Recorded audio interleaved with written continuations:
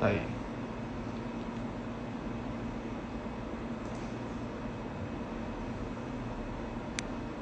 Pronto.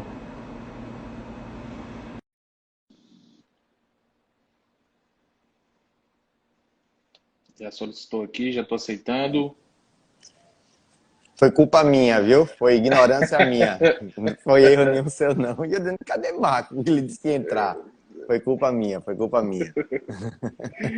Fala, meu amigo. Tudo bom, irmãozinho? Tudo ótimo. Melhor agora, né, com a sua presença aqui. Oh, valeu, brother, valeu mesmo, valeu. Muito obrigado pelo convite e pela lembrança. Tu não sabe como eu tô honrado de poder conversar com você e a oportunidade de falar um pouco sobre esse sonho que se concretizou, né, na minha vida, que foi o livro, cara. Muito obrigado mesmo pela oportunidade. Eu é que agradeço a sua presença aqui, né? Como eu falei para você, você é um fenômeno, né? Acho que dispensa apresentações, né? Nada. O Mozart tem um livro dos mais vendidos do Brasil. A minha versão 2021 ainda não chegou, mas eu tenho aqui, né, a versão do ano passado, já pedi a minha desse ano, né, Mozart? Então, muito obrigado pelo aceite aí. Essa vai ser uma live mais descontraída, a gente vai falar sobre diversos assuntos, mas focar mesmo aí nessa sua jornada aí, né, como um grande professor, um grande escritor. E eu queria já começar, né, perguntando de onde surgiu a ideia de escrever o livro, né? Como que foi esse começo, né? O que que você pensou quando disse eu vou escrever um livro para democratizar o ensino do processo? Cara, é engraçado como essas coisas às vezes não ocorrem de forma planejada. Eu sempre gostei de escrever, mas nunca tive uma disciplina para escrever. Era uma coisa que eu conversava com o Léo. Léo tinha muita disciplina, Leonardo da Cunha. Léo tinha muita disciplina de escrever, né? Sentava, escrevia artigos, textos. E eu gostava de escrever assim quando dava vontade. Então, assim, deu vontade, eu vou lá e escrevo. Mas, assim, aquela disciplina de sentar todos os dias, pegar, fazer fichamento para escrever, resumo, essas coisas, eu nunca tive esse sacerdócio para fazer dessa forma. Aí o que aconteceu? Há muito tempo, estou contando lá do início, certo? De onde começou de forma embrionária. Há muito tempo, Vauledi, um dos sócios da Podium hoje, mas na época era o dono da Método, né? Antes da fusão com o Grupo Gen. E aí Vauledi veio, estava indo de cidade em cidade do Brasil para procurar professores que eram conhecidos nas cidades para fazer obras para serem vendidas na cidade, sem nenhuma perspectiva nacional, mas para, digamos, capilarizar a editora com autores locais e gerar a venda de autores locais. E aí ele veio para Recife, e aqui em Recife eu já tinha uma tradição, digamos aqui, como eu e Léo, os dois professores de processo civil da cidade, e aí ele me procurou e disse, e aí, topa fazer um livro? Eu disse, topo, vamos fazer. Aí eu disse, olha, mas eu escrevo de uma forma mais informal, tudo. Não era essa ideia de diálogos ainda. Eu escrevo de uma forma mais informal, aí o Valdir disse, não tem problema nenhum, é para o seu público. E aí, ok. Aí me deu um prazo para eu escrever, fizemos um pré-contrato. E aí o que aconteceu? Eu escrevi uma semana, 2 semanas e larguei. E não desenvolvi o livro. Ele ligava, não, eu estou fazendo e nada. Isso, cara, 2008, 2007. Faz muito tempo. Aí depois eu conheci o pessoal da editora Campos, através de João Antônio, que era do Eu Vou Passar. E aí ele, pô, mas vamos escrever um livro, vamos escrever um livro. Mesmo esqueminha da Método. Pré-contrato, fazer um manual, essas coisas. Escrevi um mês, abandonei de novo. Porque eu não tinha esse lance de escrever certinho. O que aconteceu? Muito tempo depois, mas muito tempo depois, foi em 2010, 2011. Aí, muito tempo depois, em 2014, o grupo do Séries, né, de Renato Saraiva, estava montando a editora, né, que era a editora Armador. E aí Giovanni, que dava aula no meu curso, Giovanni Moraes, chegou para mim e disse, cara, vamos escrever para a gente, porque a gente está precisando de autores que não sejam do séries. Então a gente está querendo ampliar e pegar autores, tudinho. E como você é um cara conhecido aqui em Recife, vamos usá-lo para fazer um livro de processo civil. Ok. Aí me contrataram para fazer um manual, Marcos. Manual tradicional, 2 volumes, ia ter o lançamento do código, né, o código 2015. E então ele disse, vamos aproveitar essa surfada aí do código para ver se a gente consegue vender, ter uma boa tiragem dos seus livros. Ok. Combinado, combinado. E foi isso. Só que aí, como o Giovanni me conhecia e sabia desse meu histórico meio de não cumprir os prazos, o que ele fez? Ele botou uma cláusula, que foi a cláusula mais draconiana, mais leonina da minha vida no contrato. Ele botou uma cláusula que se eu não entregasse o livro nos 6 meses que eu tinha para escrever, eu ia pagar R$ 200.000 à editora. Meu Cara, foi Deus do assim, céu.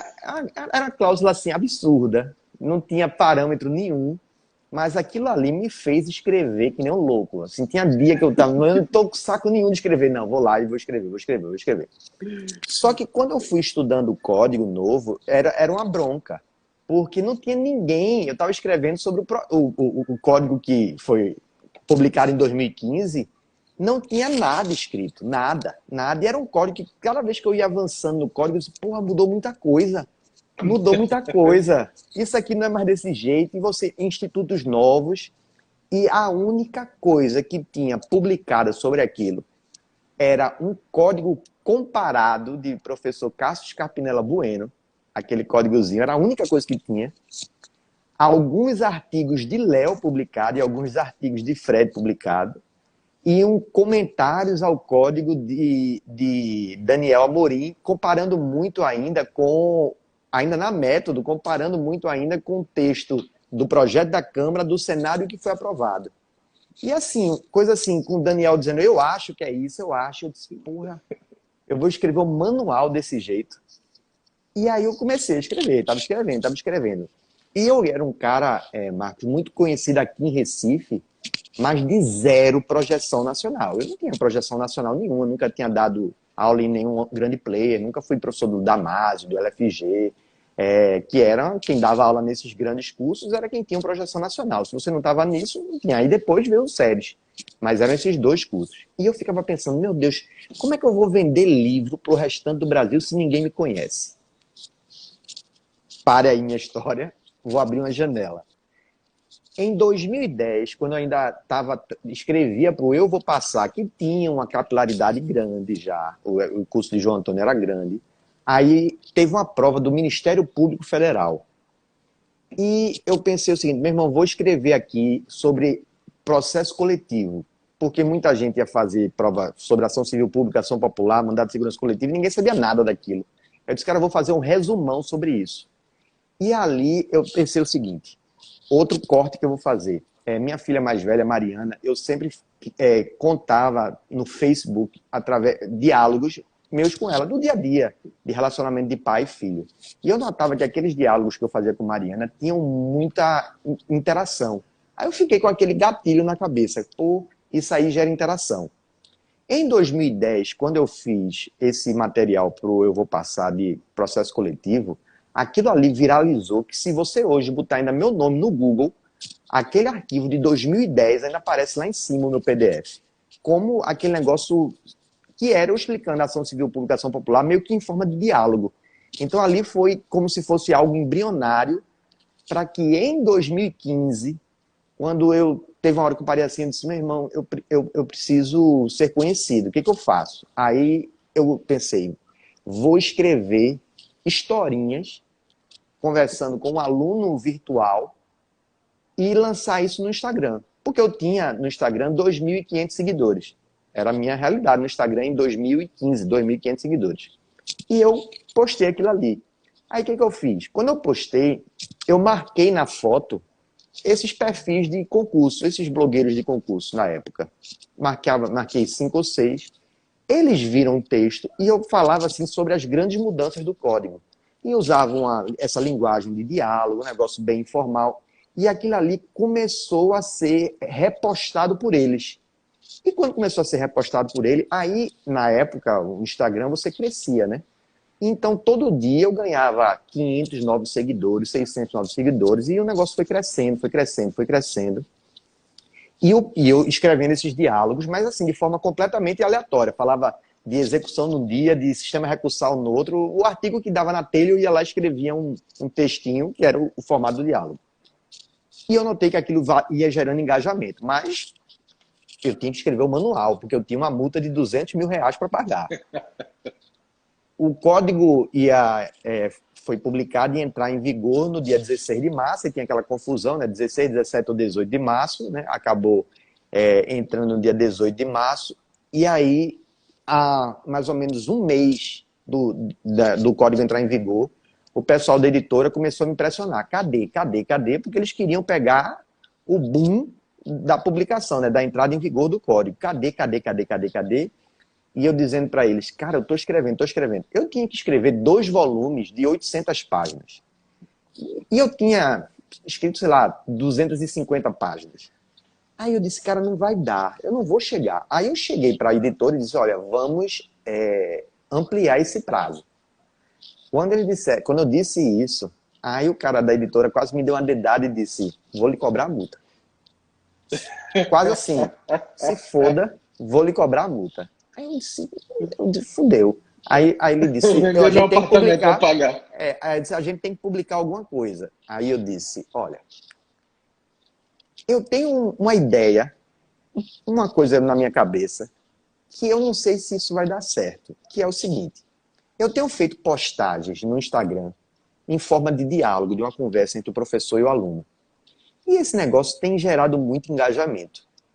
Vocês topam que eu escreva um mini livro nesse formato de conversa? Eles nem entenderam o que eu estava falando. Como assim um livro? Eu disse, não, é um livro, assim, um professor conversando com um aluno. Aí eles já puxaram pro lado da chacota e disse, não, pô, isso tá louco, velho. A gente é uma editora, a gente é sério, tudinho, a gente tem publicações. Aí eu disse, não, cara, mas dá muito engajamento. Aí eu mostrei os números, que eu tinha saído de 2 mil para 30 mil seguidores em 2 meses. Aí os caras, opa, tem alguma coisa aí. Aí eu comecei a explicar. Quando eu expliquei, ele disse, ok, você me entrega isso em 2 semanas. Era véspera de carnaval e eu ia viajar com minha esposa e com Mariana, minha filha mais velha, para São Miguel do Gostoso, para passar 1 semana lá. E eu disse, pois, eu vou ter 2 semanas para escrever um livro, que eu não tenho nada escrito, eu tenho só as postagens esparsas. Aí eu disse, ó, tudo bem, para não pagar a multa, topo. Peguei as postagens todas do Instagram, juntei, não tinha bibliografia, porque não tinha nada escrito. Então não tinha nem como eu citar ninguém.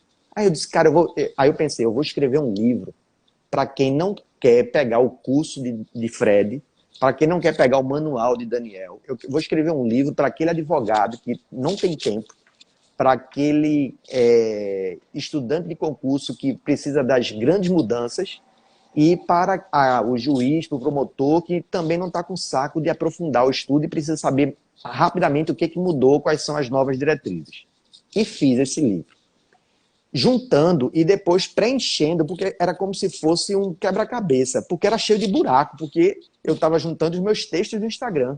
Então eu saí preenchendo com microtextos que fizessem uma conexão mínima entre os assuntos. Mas assim, era todo cheio de buraco.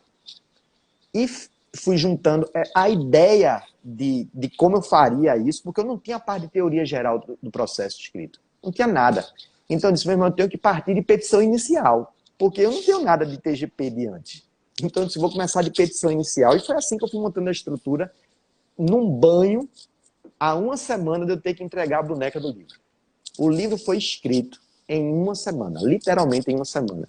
E aí saiu esse daqui, que no formato de hoje, ele tem, sei lá, 300 e poucas páginas, mas na formatação de diagramação de hoje daria 200 páginas. Era uma mini apostila. Era uma mini apostila o livro. Quando eu fiz esse livro e publiquei, aí a gente publicou, a ideia da editora, Marcos, era vender 1000 livros num ano. Então, assim, se em um ano ele vendesse 1.000 exemplares, é um sucesso, porque eu era um cara desconhecido nacionalmente. Processo civil, eu sempre digo que é diferente de civil, de tributário, de administrativo. Se eu lhe perguntar quem são os grandes autores nacionais de direito civil, você vai dizer Tartucci, Pamplona e, Pablo. Pamplona e Pablito, Cristiano. Assim, você pinça quem tem projeção nacional. Tributário, Ricardo Alexandre, né? Processo penal, Rogério Sanches. Aí tu fala processo civil. Meu irmão, Nossa, isso é uma lista. é assim, você cita 50 autores nacionais com vendagem.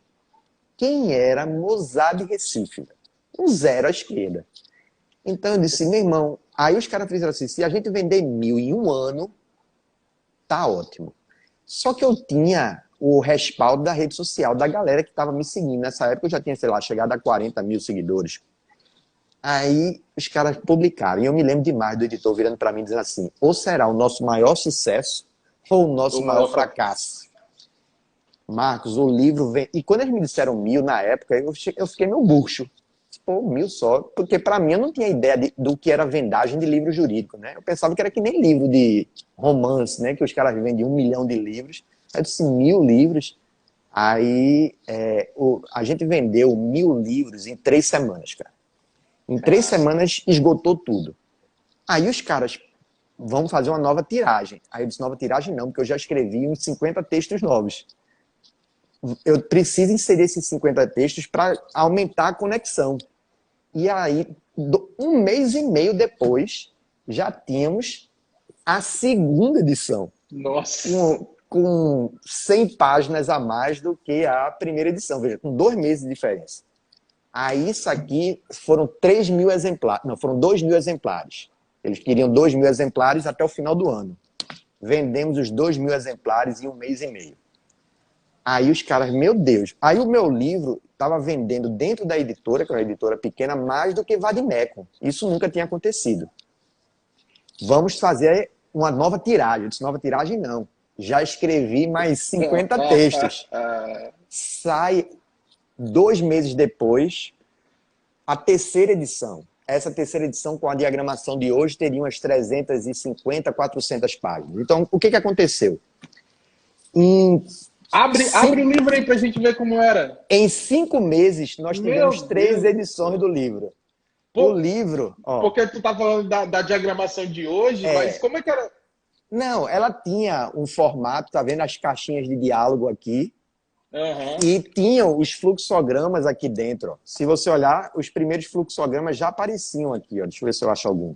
As tabelinhas, tá vendo? A Ah, sim. ideia do Nossa. vídeo correr dentro, ó. A ideia do vídeo já tinha. Porque foi tudo assim, vamos fazer desse jeito, vamos inovar, vamos inovar. E o feedback era muito grande, mas assim, o desenho dos fluxogramas eram desenhos muito artesanais ainda. Não estou nem achando, aqui eram poucos desenhos. Aqui é um desenho aqui de fluxograma, tá vendo? Os desenhos de fluxograma, Sim. que eram meus desenhos de sala de aula. Isso aqui sempre foi meu desenho de sala de aula. O pessoal começou a fazer as caixas com os negócios. Não, não, não, não, não. Tem que ser igual ao meu quadro, porque se não for igual ao meu quadro, eu não quero. E aí saíram essas 3 edições. Daniel Mitidiero fez esse livro, né? Recentemente ele publicou, Mitidiero, um livro que ele também segue essa mesma pegada, uma pegada mais simples do que é essencial para o processo. E ele me cita no livro dele, na apresentação do livro, e aí Mitidiero, quando estava fazendo a referência, ele disse, cara, mas o livro foi publicado, a primeira edição, em 2016. Em 2017 já estava na quarta. Como é que é isso? Aí eu expliquei que nós tivemos 3 edições no mesmo ano por conta dessa maluquice que foram as vendas. Eu fui dar um aulão em Aracaju para mais de 1.000 pessoas, estava pipocando provas do TRT no Brasil todo nessa época. E eu disse, pô, vai ser uma oportunidade de vender muito livro. Aí liguei pro pessoal da editora, aí disse, olha, vamos botar um quiosque lá, de stand de venda, porque a gente vai vender uns 300, 400 livros nesse dia. Beleza, beleza. Fui, quando cheguei lá em Aracaju, o pessoal da editora não foi. Aí eu fiquei muito puto. Eu sou o cara que mais vende para vocês. Eu virei a estrela da editora. E vocês me fazem uma desfeita dessa. Quando os caras fizeram isso, eu já cheguei na segunda-feira querendo matar os caras. Aí o dono da editora disse, olha, você não é mais nosso, você está na Pódio. Eu disse, como assim? Aí ele disse, não, teve uma mudança do dia, você agora é autor da Pódio. Isso já era novembro para dezembro. Aí eu disse, como assim eu vim para Pódio? Depois de 7 meses aqui, 8 meses aqui, feliz. Aí ele disse, não, você vai para lá. A Pódio é a maior editora jurídica do Brasil, é no nicho de concurso público. Todos os autores de processo civil, desde que a RT deu uma baixada, toda a galera tá lá, né? Fred tá lá, Daniel tá lá. Eu disse, ok, bora para lá. Eu mandei, aí eu disse, pô, mas peraí, eu tenho uns 7 mil exemplares vendidos aí para vocês. Quem é que vai me pagar esses autorais? Olha a minha dúvida. Quem é que vai me pagar esses autorais? Ele disse, não, é a Podium que já vai resolver com você. Aí eu mando um e-mail para a editora Armador para saber como seria isso. E aí eu já recebo a resposta de Ricardo Dier, que é o dono da Podium. Ele já me manda, olha, eu quero conversar com você. Nunca tinha visto o Ricardo na minha vida.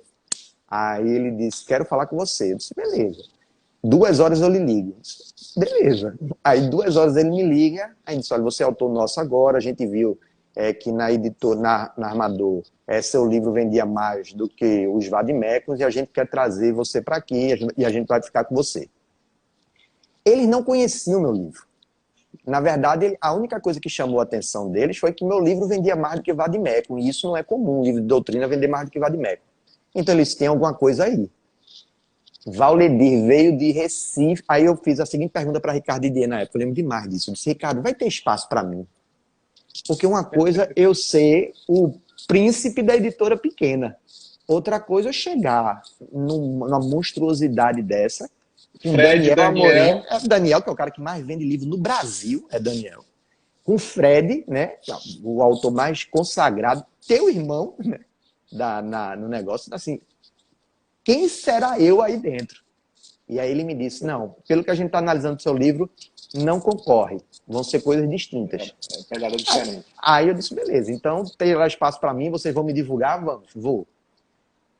Vamos escrever seu livro. Aí eu peguei, aí eu dei aquele banho de loja. E aí do banho de loja veio a 4ª edição já no formato. Esse aí é Essa muito daqui, famoso. pronto, Muito foi famoso. a explosão nacional. Nacionalizei mesmo meu nome, foi nessa 4ª edição. O que aconteceu? Já era 2017, então era um ano após a vigência do código. Valedir veio para aqui de São Paulo aqui para conversar comigo. Valedir já tinha saído da Método e já estava como sócio da Pódio. E Valedir veio conversar comigo e disse, olha, a nossa projeção... Aí eu disse, qual é a projeção de venda de vocês? Porque eu tinha vendido 7 mil exemplares numa miudinha. Eu pensando comigo, agora que eu estou na Pódio, eu vou vender 30 mil exemplares. Aí ele disse, não, se a gente vender 3 mil esse ano, tá ótimo. Aqui foi uma facada no meu coração. Eu disse, 3 mil? Eu, na pequenininha, vendi 7, agora que eu estou na Pódio, eu vou vender 3 mil. Ele disse, porque a gente está imaginando que o mercado vai mudar, porque o código vai passar. Aqueles números malucos de vendas foram por conta do novo código, então foi 2016 e não dá. Eu disse, beleza. Fiquei mal, né? Lança-se o código, Semana Santa, eu passei uns 2, 3 meses fazendo essa roupagem, deixei ele bonitinho, lançamos ele na Semana Santa. E eu lembro que quando se lança no primeiro dia o livro, o recorde da editora eram de 570 exemplares, olha, 600 exemplares vendidos num dia só, que era um recorde de massinho do Dizer o Direito, com o Vadimecum dele. Assim, no dia de lançamento, vender 600 livros era o recorde da editora, num dia só.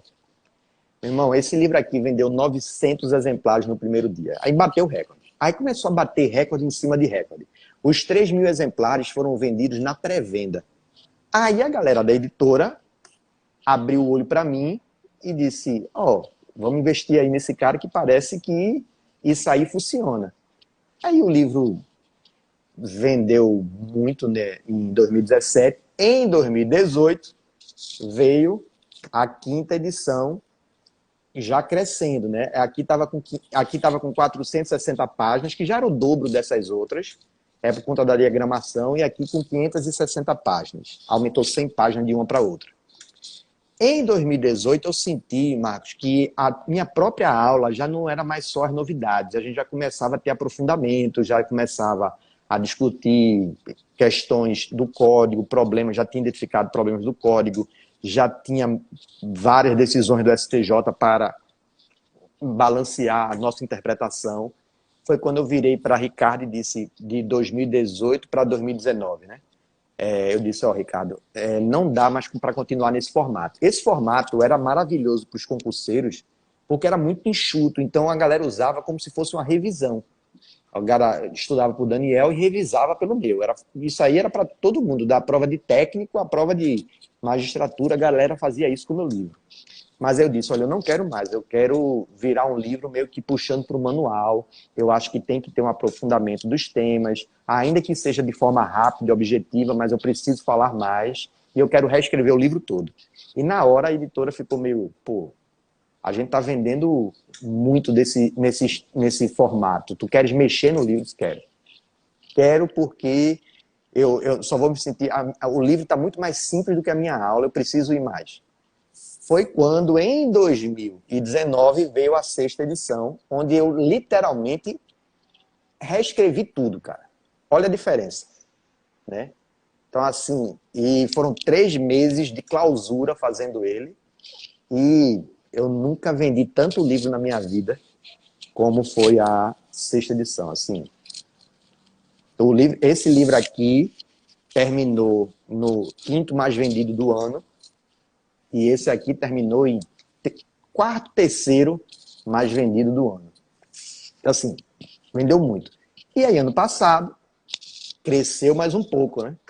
Que já é uma continuidade. Você vê que ele já aumentou 200 páginas e vai acontecer a mesma coisa agora com a edição de Mamãe, né? Que é a 8ª edição, ele vai aumentar mais 200 páginas.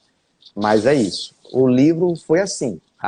O formato, a lógica toda do livro foi essa. E durante o livro foi que eu fui percebendo que o formato, a linguagem, gerava essa prisão de conteúdo, essa apreensão, né, do leitor, a concentração do leitor. E se você me perguntar o que eu mais gosto de feedback do meu livro, não é nem o cara que usa para ser aprovado no concurso ou o advogado que entende uma questão prática com isso, mas é o fato de esse livro ser postado, Marcos, com a galera viajando. Então é o cara na praia, é o cara no exterior. Eu tenho foto do meu livro de Hong Kong a Nova York, de Portugal a Paris. Então é uma leitura que se tornou agradável. Então o cara viaja e ao invés de levar um romance, leva um livro de processo civil.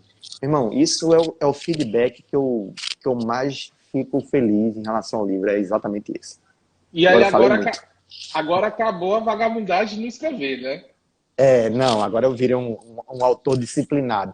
Mas veja, ainda dou umas fuleiradas, viu? Porque eu tenho que escrever um código comentado com o Massinho do Dizer o Direito já há 1 ano e ele está meio travado, mas vai sair. Vai sair. Esse ano sai de qualquer jeito. Me diz uma coisa, a gente já sabe que é um fenômeno, né? Muitas pessoas têm dúvidas, tá? Dúvidas, como que é o livro? Eu até às vezes falo, olha, vai no site da JUS, que lá tem, né, algumas páginas que você lê. Mas eu percebo que muitas pessoas têm dúvidas, e aí eu queria fazer uma pergunta para ti. Você lembra ou viu, né, alguma crítica a esse modelo? Porque a gente sabe que tem uns doutrinadores aí que tem colunas, né? Que o sentido é criticar esse... Que eu digo que é uma democratização do ensino, né? Eu acho que aquela pessoa que tem dificuldade em processo civil, muita dificuldade, é uma disciplina mais complexa, na faculdade principalmente. Quando pega o teu livro, vê que as coisas não são tão difíceis quanto parecem ser. Né? Então, o teu livro ele funciona, na minha opinião, como uma porta de entrada, né, para o entendimento da disciplina, e para mim isso é democratizar o acesso ao ensino. Como é que você lida? Você já viu alguma... A gente sabe que tem uns caras aí que... Já levei muita na cabeça, cara. Já. Por esse fato até de transitar no meio acadêmico, né? A gente eu sei o quanto o meio acadêmico ele tem uma vaidade. E ranzinza também. Tem essa questão sobre o tradicional, sobre o que é clássico, sobre não mexer nas coisas. E isso eu admito que em alguns momentos de pessoas que eram. Que eu tinha uma deferência muito grande, que comentaram na época me magoaram. Mas depois hoje eu realmente não ligo, não. Eu acho que é um processo diário de qualquer professor, isso é um exercício diário, é você tentar se despir de suas vaidades. Todos nós somos vaidosos, não tem quem não seja. Mas é um exercício diário, você acorda e eu tenho um objetivo na minha vida que não deixar nada subir na minha cabeça e ter o pé no chão sempre. Com essa reflexão, Marcos, eu passei a encarar as críticas de maneira mais natural, porque muitas vezes eu vi que a crítica era construtiva e a partir da crítica construtiva melhorar texto, melhorar argumentação jurídica, mas muitas vezes a crítica é aquela crítica depreciativa e muitas vezes uma crítica partindo de um desconhecimento até mesmo do negócio. Ou seja, tem gente que criticava o livro só pelo formato, achava que era um livro bobo. E eu digo, cara, você acha? Aí eu digo, você já assistiu uma aula minha? Você não gosta de sua aula? Eu acho que sua aula é boa, é aprofundada. E você acha que eu não iria levar isso para o livro? A diferença é que ele está num formato lúdico. E eu garanto a você que nesse formato lúdico você vai ter uma absorção do conteúdo maior. Então você precisa, às vezes, se despir um pouco de preconceitos que existem. É uma coisa que eu sempre digo. Quem foi que disse que livro de direito tem que ser de linguagem rebuscada e de difícil compreensão? Veja, tem livro de processo civil, Marco, que a gente lê, nós somos professores, e eu tenho certeza que isso também acontece com você, que você chega na 10ª página e diz, meu Deus, eu sintetizaria o que ele falou em 10 páginas aqui em um parágrafo. E muitas vezes parece que ele tem faz a questão de falar, de às vezes ser prolixo, como se fosse tentando mostrar erudição. E eu realmente eu fujo disso. Eu sou um cara pop em todas as perspectivas. Então, isso eu sei que ainda hoje tem gente. Veja, o livro está na 8ª edição. É um player de vendas. E, assim, tem ainda gente que dá de ombros para o livro, que acha que o livro é bobo, é silly, mas eu, de fato, não estou nem aí. Assim, aquele lance. E aí, terapia, viu? Quando eu comecei a dar aula, eu tinha um problema muito grande com crítica, no sentido de, se eu tinha uma sala de 100 alunos, se 99 me aplaudissem e um ficasse emburrado, eu ficava mal por causa daquele cara. Por que eu não consegui trazê-lo para mim? Eu pensava nisso. 3 anos de terapia lá atrás, hoje em dia me desprendi, então assim, eu sei que é um livro que vai ter gente que não vai gostar, mas assim, grande quantidade de gente vai me dar um feedback dele assim de, porra, eu entendi processo civil pela primeira vez na minha vida. Isso tem muito. No Twitter, é engraçado, no Twitter tem muito disso. Pois é. Muito comentário nisso. Aí eu penso comigo, né? Uma vez ouvindo de um outro autor, cara, eu queria que as pessoas me lessem mais. Ele me disse isso. Aí eu disse, então mude. Veja, você tem que saber o que você quer. Eu não fiz um livro para conseguir citação em jurisprudência do STJ. O formato do livro não é para ser assim. Mas eu sei, porque assessores de ministros já me disseram, que os assessores que fazem os votos estão lá com o meu livrinho na bancada. Então eles compreendem a partir dali, eles não podem fazer a referência. Mas o meu compromisso, Marcos, aí não é hipocrisia, não é nada disso. Se você me perguntar, Mozart como autor, você é um cientista? Eu não sou um cientista. Eu não tenho preocupação em ser um cientista, eu tenho preocupação em ser um jornalista.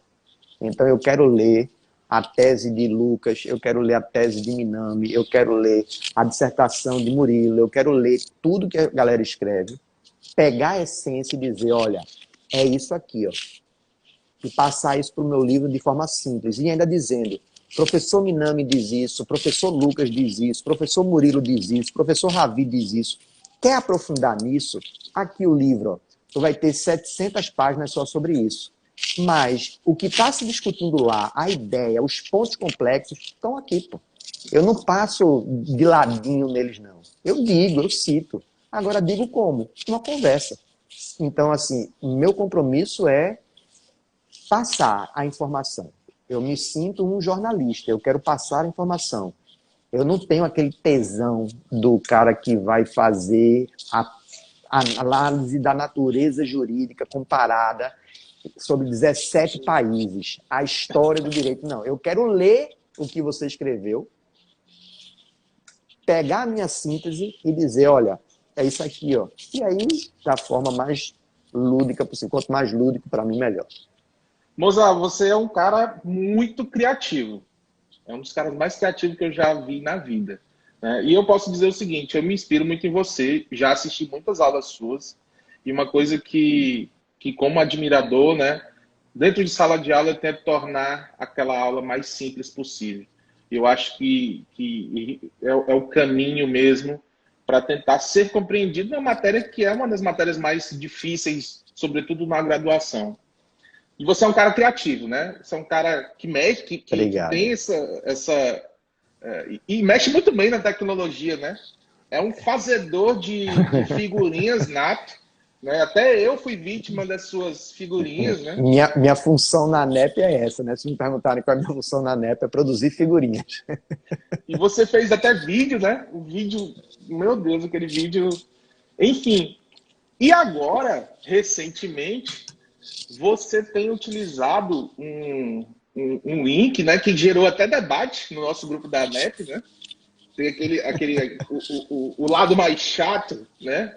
O pessoal chato, que eu não vou dizer o nome, mas que criticou e eu fui e começou com uma crítica a mim, porque eu comecei a também me inspirar e fazer esses exemplos que eu acho que o exemplo é que quanto melhor o exemplo, melhor você consegue transmitir a ideia. E você começou a utilizar o Big Brother Brasil, né?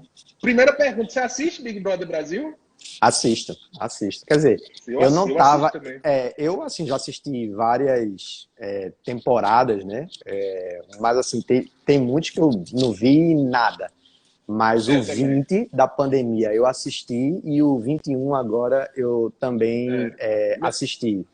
Mas, assim, Mesma coisa comigo. esse negócio de fazer link com coisas que estão correndo na sociedade, bicho, eu fazia resumo da novela Avenida Brasil, cara, e publicava isso no Facebook.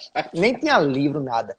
Meu irmão, viralizava isso, Marco, viralizava. Então, assim, eu surfo a onda do que está gerando engajamento. Associou com uma coisa que eu vejo com minha esposa e minha filha, que são fãs, né, do Big Brother, e aí teve o lance de fazer essas associações. Mas uma coisa que eu disse ali no grupo dos meninos, de novo, você pode não gostar do entretenimento, mas eu tento na minha postagem fazer o link independentemente do cara ver o Big Brother. E você claro. pode notar em vários comentários ali, o pessoal dizendo, eu não assisto, mas eu entendi. Mas entendi. Mas é isso, é o compromisso que a gente tem como professor, é de transmitir, pô. É de transmitir conhecimento. Então, assim, o meu objetivo é alcançado no final do dia se eu conseguir passar alguma informação. Porque é essa a minha tara. É fazer com que as pessoas me entendam. E isso, Marcos, é de explicar. Toda semana, né? Toda semana, quando acontece alguma coisa no Big Brother, né? Sempre essa edição tem muitos acontecimentos, você vai lá e pega e encaixa, tem dia que tudo encaixa como a luva, né? Tem dia que você faz, meu Deus, ficou incrível. Aí o engajamento. O exemplo da Sara, eu acho que foi o mais engraçado de todos. Às vezes encaixa como a luva, né? Mas eu também tento só pesar, né? Porque tem gente que demoniza o Big Brother, e aí, mais ou menos o que aconteceu ali no grupo de professores, que tem raiva pelo fato de você citar a Big Brother, ou por ser da Globo. Então eu tento só pesar, porque a gente vive uma época em que tem muito discurso de ódio envolvido, né? Então eu tento equilibrar um pouco. Não, mas ali na NEP todo mundo se ama e eles só encheram o saco não, mesmo, claro, só claro. De forma gratuita mesmo, só pra zoar. Zoar, né? Com certeza. Mas cara, tu tem sido muito criativo mesmo nesses exemplos e E você é o cara, né? É um fenômeno, né, do Instagram, acho que é o processualista que tem mais seguidores. Né? Assim, é Eu não quase um sei se eu, influencer, né? eu digo assim, eu não sei se eu sou o que tem mais seguidores, mas eu tenho o maior engajamento, não tenho dúvida nenhuma disso. Nenhuma, nenhuma, nenhuma. Com certeza deve ter mais gente que tem mais seguidor do que eu. Mas engajamento, aí eu tenho certeza que não tem. Então, aí, só abrindo um parênteses aqui, o pessoal comentando muito aqui, pessoal, muito obrigado pela participação. O livro, muita gente perguntou se estava, já tinha lançado, está em pré-venda, né? Já está Não, enviando, né? começou hoje. Começou hoje a Inclusive, enviar. hoje Então, as primeiras pessoal, pessoas começaram a receber. Eu até postei no início da eu tarde vi. isso. No site da Juspod já está lá à disposição para quem tiver interesse. E aí, vamos aproveitar esses 15 minutos finais, Moza, para a gente falar um pouco sobre algo que eu gosto, você gosta, né? Que é música, que é, enfim, filme. Como é que veio a paixão por guitarra? Eu sei que você coleciona, né, guitarra, você toca piano também, né? Como é que veio esse Cara, interesse? tudo começou em 2014, quando eu fui para o Rio de Janeiro e fui para um show da banda Extreme. E Hard lá, rock, né?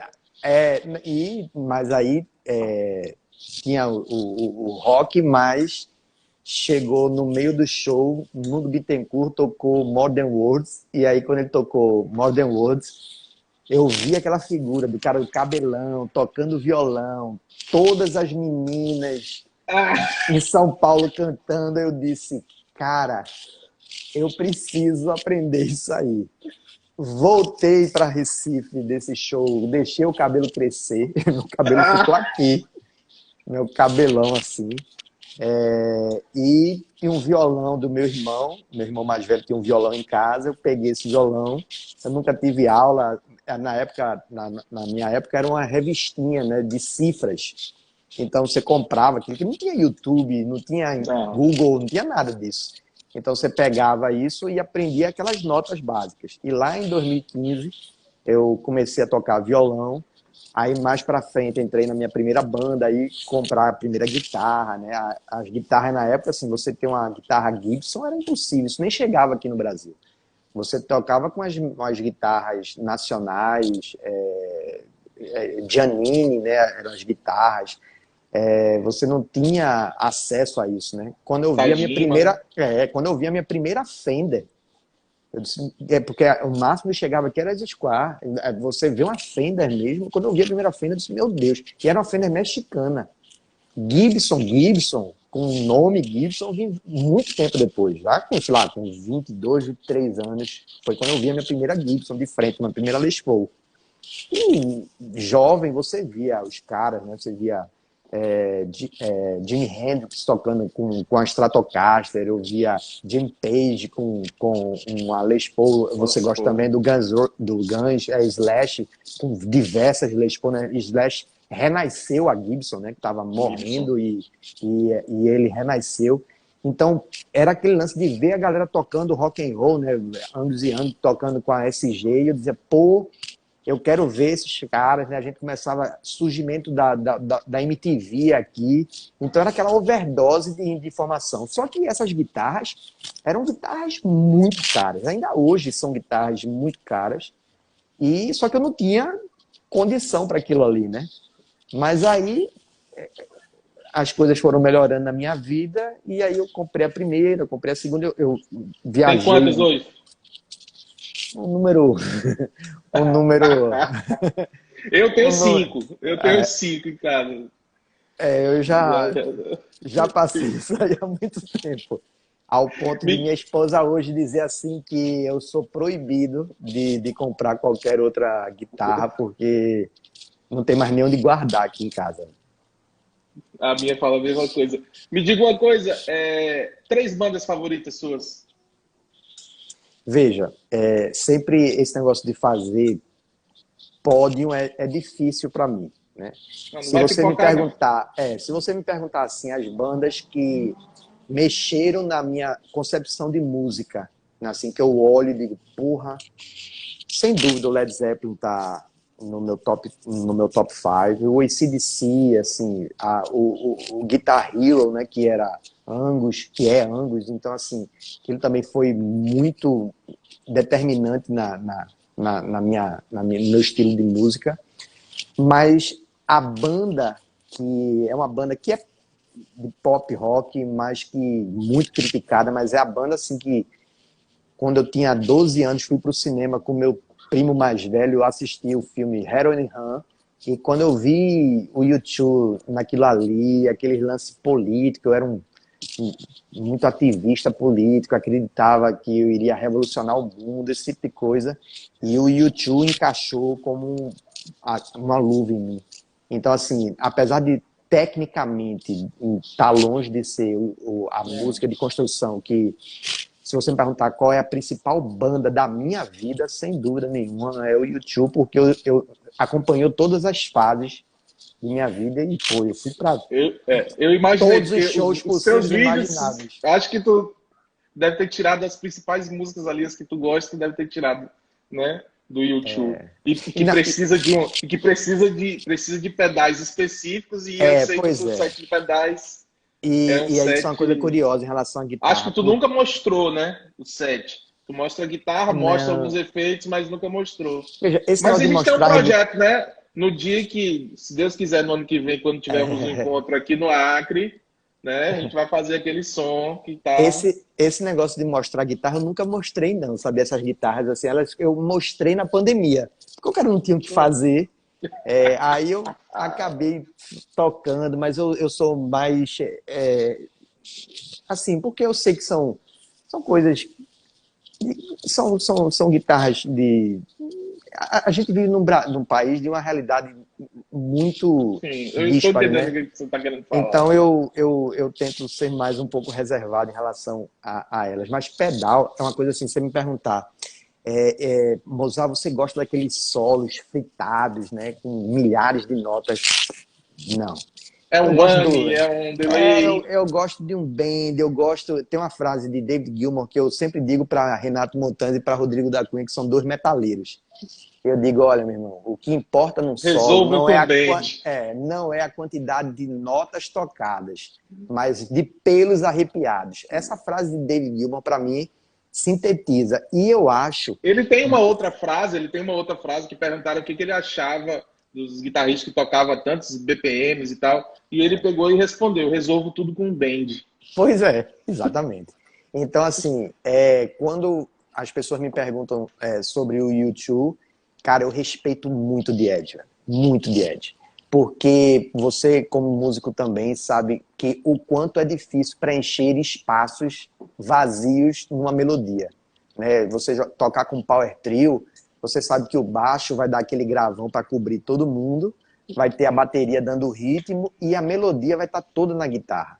Você escuta uma música do U2 e você vê uma usina de sons com um ambiente que nenhuma outra banda dá. E tudo isso é construção de som de The Edge, com delay por cima de delay.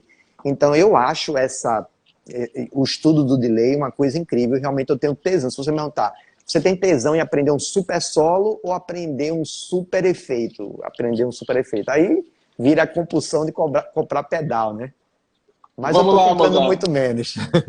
Vamos lá. Qual é o teu time de futebol? Qual é o time que você torce? Eu já sei, mas eu vou... O verdadeiro campeão de 1987, na nossa eterna rixa. Era a próxima pergunta, né, que eu ia fazer, né, que você, como torcedor do campeão da segunda divisão de 87, né, poderia falar melhor, mas é melhor a gente não entrar nessa discussão, porque, de fato, o Flamengo é campeão em 87, esporte.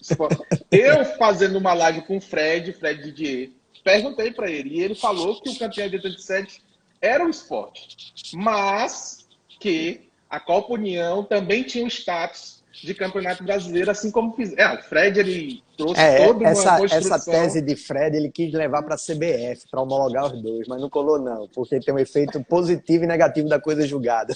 E você da mesma forma que fizeram com o Palmeiras, então o Palmeiras não é decacampeão e tudo bem. Mas beleza, vamos deixar essa discussão para outro momento. 3 filmes. Eu, eu, eu, eu, eu faço listas de filmes, né? E, cara, vai ser ridículo que as pessoas ficam esperando sempre aquele filme ultra cabeça, né? Laranja Não, Mecânica, eu essas sei que o coisas. teu negócio é De Volta para o Futuro, Karate Não, Kid. não, vou lhe dizer, o filme que é um dos filmes que eu sou muito bobo com comédia romântica, cara. Eu sou apaixonado por comédia romântica. Então, se você me perguntar assim, grandes filmes, eu faço. Olha, eu sou apaixonado por cinema. Tenho um sobrinho mais novo que estuda cinema, quer ser cineasta, meu afilhado, e eu super apoio. Então, eu gosto de ver tudo, né? Dos filmes cults a os blockbusters. Mas se você me perguntar assim, filmes de minha vida, um deles e é o que eu sempre cito, para não ser injusto com os outros, eu tenho um programinha chamado TV Time, que eu faço um monte de playlist de filmes, sobre vários temas. Mas aí se as pessoas me perguntarem, Mozart, um filme, um filme, cara, eu vou lhe dizer Notting Hill. Eu sei as Um lugar falas de chamado Notting Notting Hill, Hill, né? eu sei as falas de Notting Hill. Eu era apaixonado por Julia Roberts, queria casar com Anna Scott, e fiquei muito feliz um dia desse vendo um programa com James Corden, que é aquele entrevistador que faz o karaokê Carpool. Para quem vê o YouTube, tem o melhor set de entrevista com músico, se chama Karaokê Carpool, com James Corden, e ele entrevista a galera dentro de um carro e fica cantando com as pessoas. Procure isso no YouTube. Com Paul McCartney, com Justin Bieber, com Elton John, com Bruno Mars, Lady Gaga. E aí tem um dia que ele dá uma carona para Julia Roberts e para Hugh Grant, que eles estavam fazendo a promoção de um filme, para Julia Roberts e George Clooney. E aí ele vira para Julia Roberts e diz, Julia Roberts, vou lhe dizer qual é a cena de toda a sua filmografia que mais me marcou. E ele fala justamente a frase de Notting Hill, em que ela entra dentro da livraria e se declara para ele. E, Marcos, eu devo ter visto esse filme umas 500 vezes. Nas 500 vezes que eu vi, eu choro nessa cena. E Não me desenho, pergunte.